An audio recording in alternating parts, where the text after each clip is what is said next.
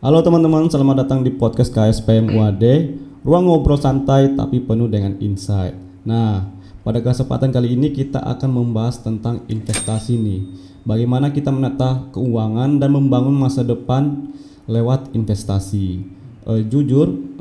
Sudah banyak orang yang melek akan finansial, tapi masih banyak juga yang bingung bagaimana sih cara mulai berinvestasi dengan tepat. Nah, saya Amin sudah bersama dengan investor yang sudah berkecimpung lama di dunia investasi pasar modal. Halo Mas Raffi. Halo Mas Amin. Nah, bagaimana nih kabarnya? Alhamdulillah sehat ya. Alhamdulillah. Sebelum kita masuk lebih jauh, mungkin Mas Raffi bisa menceritakan sedikit awal mula perjalanan terjun ke dalam dunia investasi pasar modal. Oke. Jadi awalnya saya itu kayak investasi itu keren gitu loh. Jadi karena saya merasa di dunia investasi itu keren, jadi saya coba cari tahu lah apa itu investasi, terus keunggulannya itu apa gitu. Jadi setelah saya pelajari dan cukup menarik saya, jadi saya tekadkan buat masuk ke dunia investasi tersebut, Mas. Oke. Seperti itu. Untuk menurut Mas Raffi sendiri nih, apakah memang masyarakat perlu untuk memikirkan investasi sejak dini atau investasi itu hanya untuk orang yang punya gaji, udah bekerja aja? Kalau untuk mengenal ini ya, untuk mengenal itu kalau bisa sedini mungkin ya, karena investasi ini termasuk penting untuk kedepannya gitu. Jadi lewat investasi ini kita bisa meminimalisir krisis finansial di masa tua gitu, Mas. Jadi sebisa mungkin kita mengenalkan investasi itu kepada masyarakat sedini mungkin gitu. Oke. Iya. Jadi nggak harus nih orang yang udah punya pekerjaan ya Mas ya? Iya, nggak harus. Jadi sebisa mungkin ya sedini mungkin kita kenal investasi dan semakin cepat semakin baik gitu untuk kedepannya. Nah, kalau kita bicara investasi nih Mas, kan masih ada atau beberapa orang yang masih kebingungan. Misal nih, apa sih perbedaan antara investasi jangka panjang, tabungan, atau trading? Apa sih yang membedakannya? Kalau untuk perbedaan itu ya sebenarnya gampang. Jadi menabung ya. Kalau menabung itu kan kita menabung uang misal 100.000 nih. Kita menabung uang 100.000, kita tunggu selama 1 tahun atau 2 tahun ke depan. Itu uang itu bakalan tetap jadi 100.000, nggak mungkin nambah 150 atau 200.000. Karena menabung itu uangnya hanya diam, tidak bergerak sama sekali. Malah kalau menabung itu kita bisa kena pengurangan nilai lah. Terus kayak ini ya, inflasi gitu ya Mas? Iya, terkena inflasi. Terus trading. Kalau trading itu kita jual beli untuk jangka pendek. Kita semisal beli barang pagi seharga Rp500. Terus siangnya kita jual di 1.000 gitu. Jadi kalau trading itu gampangnya jual beli jangka pendek, Mas. Oke. Kalau investasi jangka panjang itu tujuannya untuk untuk sekitar 1 tahun atau beberapa tahun ke depan gitu, Mas. Seperti itu. Dan kita dari investasi itu akan memperoleh keuntungan. Jadi kita investasi 100.000, terus kita beli saham yang menurut kita itu bagus, terus selama beberapa tahun ke depan mengalami kenaikan. Jadi uang 100.000 itu bisa bertumbuh, entah itu 150 atau 200.000 gitu, Mas. Jadi perbedaan paling mendasar tuh di rentang waktu ya Mas? Iya, betul. Oke, nah misal nih ada penonton di sini nih, penonton yang eh, pengen nih atau benar-benar baru mulai ingin masuk ke investasi.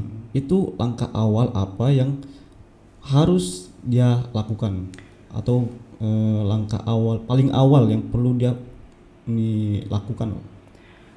Kalau untuk langkah awal sendiri itu kita bisa mulai dari financial check up. Jadi kita catat nih pemasukan sama pengeluaran. Jadi pastikan kita itu punya dana darurat. Terus jangan ada hutang. Habis itu baru sisihkan uang untuk investasi gitu. Nah, bicara soal investasi lagi nih Mas, kan investasi kan dibagi menjadi dua yang setahu Iya, saya. betul. Investasi real itu seperti emas, rumah, properti, tanah dan lain sebagainya. Ada juga investasi finance, Iya. seperti saham, obligasi, reksadana, sukuk dan lainnya. Nah, pertanyaan saya nih, untuk investor pemula itu instrumen investasi apa yang paling cocok dan bagaimana mengatur profil resikonya? Itu Mas, gimana kira-kira? Kalau untuk pemula ya, kalau untuk pemula itu coba di reksadana pasar uang atau obligasi, karena resikonya itu rendah, terus mudah diakses lewat aplikasi resmi. Karena di reksadana pasar uang sama obligasi ini mudah dipahami dan cukup stabil lah untuk kita para pemula. Dan kalau untuk menentukan profil resiko ya tadi ya. Ya, profil risiko. Profil resiko itu kita harus tanyakan ke diri kita sendiri sebenarnya. Jadi apakah kita siap melihat naik turunnya uang kita gitu. Terus kalau kita belum siap, ya kita pilih instrumen yang aman kayak obligasi atau emas. Nah, kalau kita udah siap, kita bisa langsung masuk ke saham. Seperti itu, Mas. Oke, siap yang dimaksud sini tuh udah mempunyai ilmu terhadap investasi tersebut ya. Iya, Jadi, sama mental juga. sama mental juga. Iya, betul. Oke. Nah, kalau misalnya kita lihat di lapangan atau di market lah Mas, pasti kan ada pola atau kesalahan-kesalahan yang paling sering investor pemula lakukan. Ya. Nah, sepengalaman Masnya nih sejauh ini, kesalahan-kesalahan apa sih yang paling sering investor pemula lakukan? Kalau untuk kesalahan untuk pemula itu kebanyakan tidak punya tujuan jelas. Terus ikut-ikutan tren, sama berharap cepat kaya, padahal investasi kan juga butuh waktu ya. Iya, iya. Jadi kesalahan yang paling banyak yang dilakukan itu ya itu ikut-ikut tren, terus tujuannya nggak jelas, seperti itu Mas. Oke. Ini mungkin fenomena yang sering terjadi di kalangan Gen Z ya Mas. Betul, betul. FOMO ini Mas. FOMO. Iya. Fear of missing out. Betul. Jadi misalnya contoh nih Mas, saya ini mempunyai teman yang berinvestasi nih dan sukses. Entah itu dia beli saham dengan harga murah terus meroket, Ya. atau portofolio yang beragam dan terus bertumbuh dan berkembang, sehingga dia mendapatkan banyak keuntungan, entah itu dipakai untuk membeli mobil, untuk membeli rumah, atau motor dan lainnya. Kita kan pasti terdistract kalau melihat teman kita seperti itu. Betul. Kayak misalnya sukses lah. Iya. Dan kita tuh pengen ikut-ikutan lah masuk nih berinvestasi.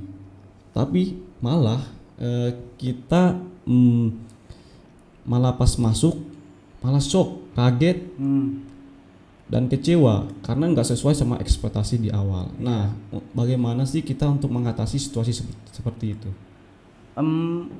Jadi apa ya?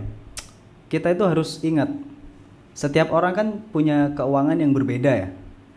Jadi jangan bandingkan portofolio kita dengan portofolio yang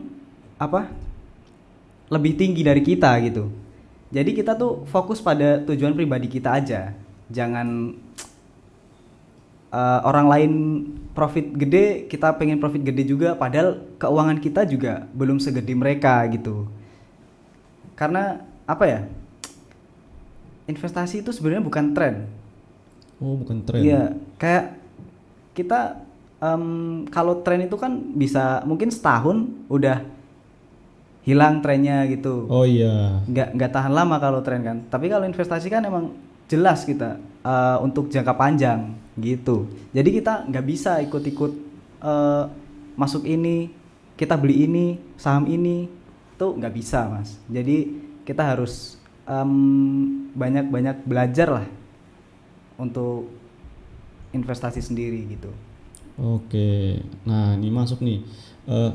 Ini kan lagi ramai soal investasi digital. Kripto. Oh, kripto. Kripto. Iya. Nah, itu menurut pandangan Masnya tuh gimana tuh? Kalau kripto ya? Kripto. Kalau kripto ya sebenarnya nggak jauh beda sama investasi, cuman ini apa ya? Beda platform aja nggak sih? Kalau kripto, kalau investasi kan dia saham, terus perusahaannya juga jelas gitu kan. Oh iya. Nah, iya. kalau kripto kan itu mainnya koin ya, koin terus mungkin kita nggak tahu itu perusahaannya di mana, tapi kita bisa tahu lewat berita-berita apa ya, berita-berita terkini gitulah mungkin di Twitter atau di mana gitu kan. Jadi sebenarnya kripto sama saham itu nggak jauh beda. Gitu. Nggak jauh beda. Betul. Itu perbedaan paling mendasar apa, Mas? Antara kripto dan saham? Perbedaan paling mendasar itu apa ya?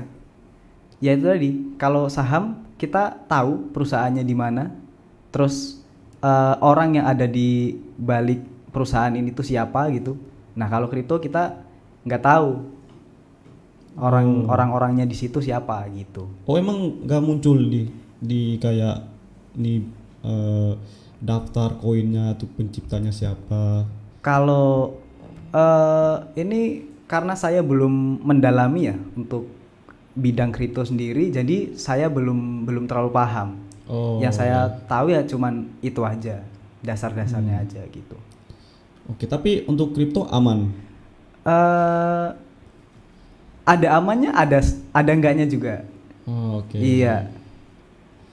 Nah, kalau misalnya nih penonton kita anggap aja pengen berinvestasi tapi memiliki dana yang terbatas.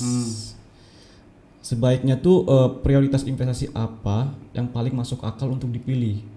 Karena dia memiliki dana yang terbatas nih, Mas. Oh. Kalau memiliki dana yang terbatas itu kita apa ya? Ibaratkan menabung aja dulu gitu. Menabung, kita apa? Bangun kebiasaan, bangun habit untuk menabung. Mungkin dari 100.000 sebulan, 100.000 tapi harus konsisten gitu. Oh iya. Konsisten. Terus kalau misalnya kita emang bener-bener pengen apa? Investasi di saham atau emas, ya kita beli bisa lewat aplikasi-aplikasi yang sekiranya aman lah, kayak diawasi oleh JK gitu. Iya, betul. Seperti itu. Dan modalnya nggak ditentuin seberapa besar, mungkin ditentuinnya minimal 100.000 gitu. Oh iya. Iya.